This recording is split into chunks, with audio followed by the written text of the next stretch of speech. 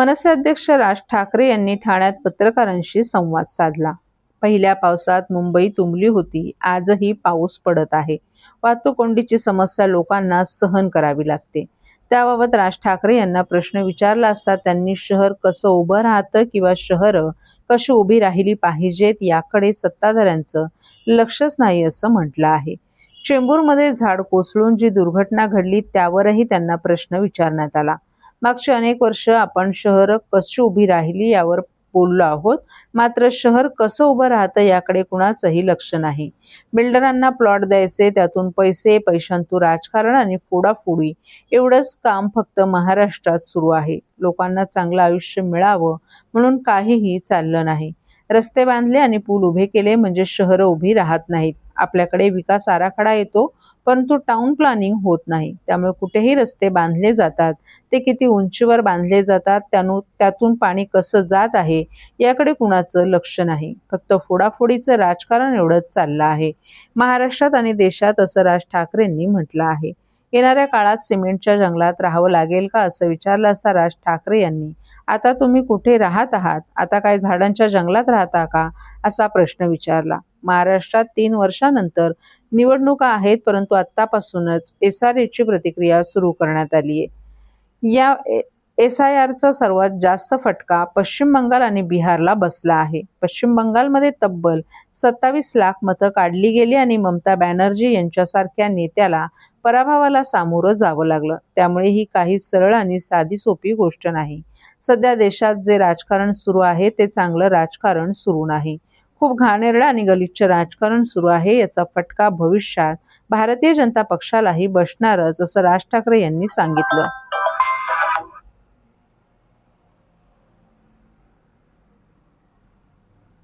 राजकारणाचा पैसा, पैशाबंद राजकारण एवढंच फक्त सुरू आहे महाराष्ट्रामध्ये आणि देशामध्ये। निवडणुका निवडणुका निवडणुका।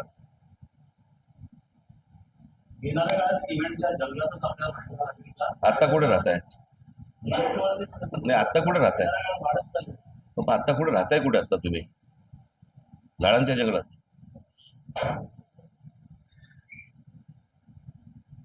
कारण याला काही आकार उखरच नाहीये, कोणाला माहितीच नाहीये काही।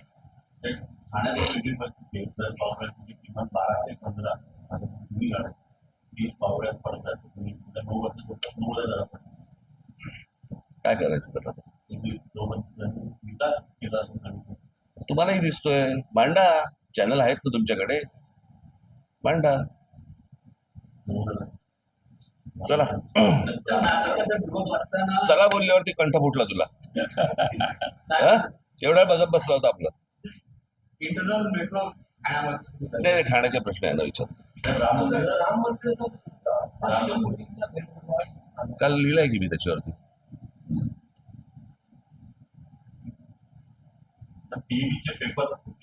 त्याच्यावरती पण लिहिलं, बोललो ना त्याच्यावरती तुम्हाला।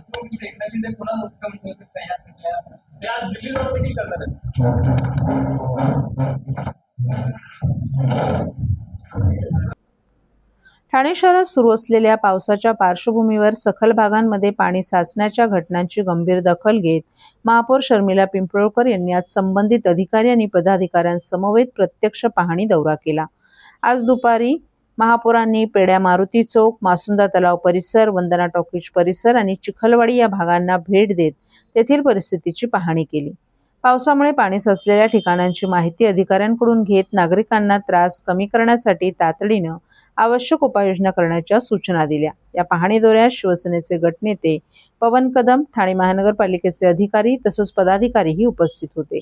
पाणी साचण्याची कारणे, जलनिस्सारण व्यवस्थेची स्थिती आणि पावसाळ्यात उद्भवणाऱ्या समस्यांवर त्वरित कार्यवाही करण्याचे निर्देश महापौरांनी संबंधित विभागांना दिले आहेत।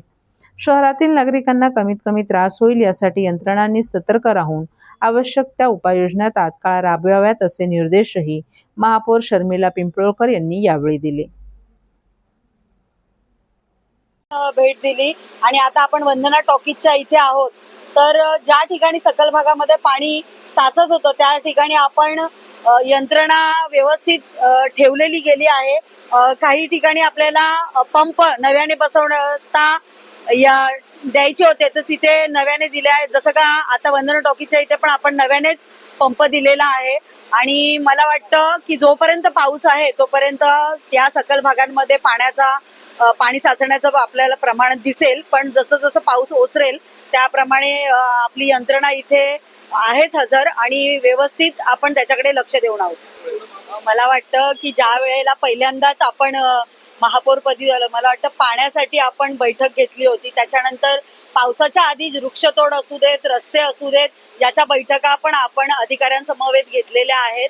आणि त्याचप्रमाणे मला वाटतं 70% चांगली परिस्थिती मला वाटतं ठाणे शहरामध्ये मला दिसतेय. आणि तो आढावा घेण्यासाठी आज रस्त्यावरही आपण उतरलेलो आहोत. ज्या ठिकाणी जास्त प्रमाणात पाणी साचत होतो त्या ठिकाणी मला वाटतं बऱ्यापैकी नागरिकांना दिलासा आहे. कारण एवढं पाणी काय मला तर वंदना टॉकीज मध्ये पण बऱ्यापैकी पाणी साचत होतं. आज पंपिंग लावून आपण ते पाणी नाल्यामध्ये सोडलेले आहेत. नालेही बऱ्यापैकी 70-80% नाले साफ झालेले आहेत. काही ठिकाणी आपल्याला अजून सूचना द्यायच्या आहेत की तेही नाले साफ करून घ्या. पण मला असं वाटतं की नागरिकांना दिलासा आहे. दादा, दात घासताय ना, मग पाणी का वाया घालवताय? ताई, भांडी घासा नाहीतर फोन पहा, पण नळ का चालू ठेवलाय? अंघोळ झाली ना करून, मग शॉवर चालूच. कपडे धुताय पण पाणी वाया जातंय, त्याचं काय? गाडी अशी धुताय आणि उद्या पाणी कायमचं संपलं तर? पाण्यासाठी किती जणांची वणवण होते. कित्येक कुटुंबांना तर पाणी मिळतही नाहीये. पाणी बोलत नाही, पण आपण त्याची किंमत जाणली पाहिजे. पाण्याचा अपव्यय टाळा, परिस्थिती भीषण होऊ शकते. प्रत्येक थेंब जपा, पाणी वाचवा. पाणी ही निसर्गाची देणगी आहे. पाणी निर्माण करता येत नाही. पाण्याची बचत हीच पाण्याची निर्मिती. ठाणे महानगरपालिकेतर्फे जनहितार्थ जारी.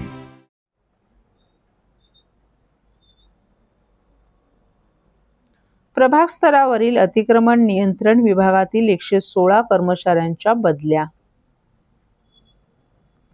प्रभाग स्तरावरील अतिक्रमणे, फेरीवाले, हातगाडीधारक तसंच अनधिकृत व्यवसायांवर होणारी कारवाई अधिक प्रभावी, पारदर्शक आणि सातत्यपूर्ण व्हावी यासाठी ठाणे महापालिका आयुक्त सौरभ राव यांनी महत्त्वपूर्ण पाऊल उचलले. प्रभाग समिती स्तरावरील अतिक्रमण नियंत्रण आणि निष्कासन विभागात कार्यरत असलेल्या एकूण 116 कर्मचाऱ्यांच्या बदल्यांचे आदेश आज निर्गमित करण्यात आले आहेत. बदली झालेल्या ठिकाणी कर्मचारी हजर न झाल्यास शिस्तभंगाची कारवाई करण्यात येणार असल्याचंही आयुक्तांनी नमूद केले. शहरातील विविध भागात अतिक्रमणांविरोधात कठोर आणि नियमित कारवाई करण्याची मागणी नागरिक, लोकप्रतिनिधी तसंच विविध सामाजिक संघटनांकडून सातत्यानं केली जात होती. तसंच अनेक कर्मचारी दीर्घकाळ एकाच प्रभागात कार्यरत असल्याने अतिक्रमण विरोधी मोहिमांमध्ये अपेक्षित सातत्य आणि परिणामकारकता दिसून येत नसल्याबाबतही वारंवार सूचना प्राप्त होत होत्या. या पार्श्वभूमीवर प्रशासनाने सर्वकष आढावा घेत हा निर्णय घेतला आहे. निर्गमित करण्यात आलेल्या आदेशानुसार 9 प्रभाग समित्यांमधील अतिक्रमण नियंत्रण, निष्कासन विभागात कार्यरत असलेल्या वरिष्ठ लिपिक, शिपाई, बिगारी आणि सफाई कर्मचारी अशा विविध पदांवरील एकूण 116 कर्मचाऱ्यांच्या बदल्या करण्यात आल्या आहेत. महापालिका प्रशासनाने संबंधित कर्मचाऱ्यांना तात्काळ कार्यमुक्त करण्याचे निर्देश दिले असून त्यांनी बदली झालेल्या ठिकाणी विनाविलंब हजर राहावे असं स्पष्ट करण्यात आले. तसंच बदली आदेशाचं पालन न करता नवीन कार्यस्थळी हजर न राहणाऱ्या कर्मचाऱ्यांविरोधात शिस्तभंगाची कारवाई करण्यात येईल असा इशाराही प्रशासनानं दिलाय. या बदल्यांमुळे प्रभाग स्तरावरील अतिक्रमण नियंत्रण यंत्रणेला अधिक बळ मिळणार असून फेरीवाले, हातगाडीधारक आणि इतर अनधिकृत अतिक्रमणांवर अधिक प्रभावीपणे कारवाई करता येणार आहे. तसंच अतिक्रमणमुक्त रस्ते, पदपथ आणि सार्वजनिक जागा उपलब्ध करून देण्याच्या महापालिकेच्या प्रयत्नांना यामुळे गती मिळेल असा विश्वास प्रशासनाकडून व्यक्त करण्यात आलाय.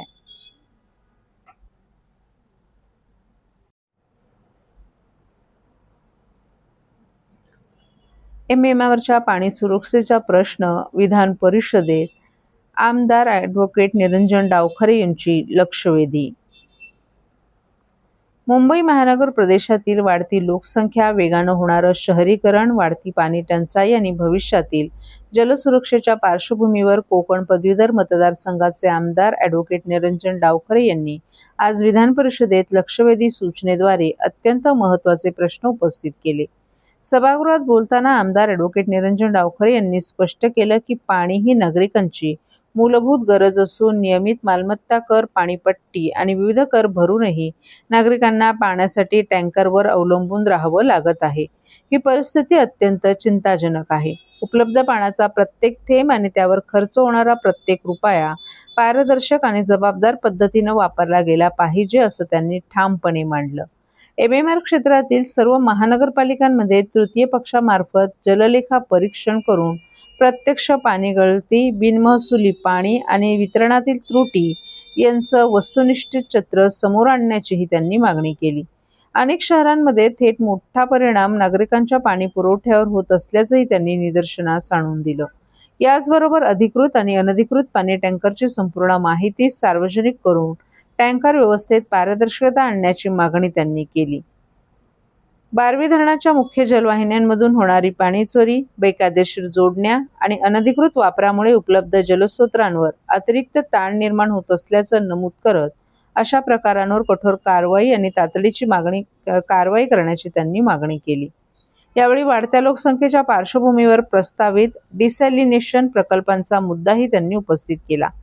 खाऱ्या पाण्याचं गोड्या पाण्यात रूपांतर करणारे हे प्रकल्प पुढील 4 वर्षात पूर्ण होणार असले तरी त्या कालावधीत MMR क्षेत्रातील लोकसंख्येत मोठी वाढ होईल. त्यामुळे या प्रकल्पांमधून उपलब्ध होणाऱ्या पाण्याचे विविध महानगरपालिकांमध्ये वितरण कशा निकषांवर केलं जाणार, प्रत्येक महानगरपालिकेसाठी किती पाण्याचं आरक्षण असेल आणि भविष्यातील मागणी लक्षात घेऊन कोणता जल आराखडा तयार करण्यात आला याबाबत शासनानं स्पष्टता द्यावी, अशीही त्यांनी मागणी केली.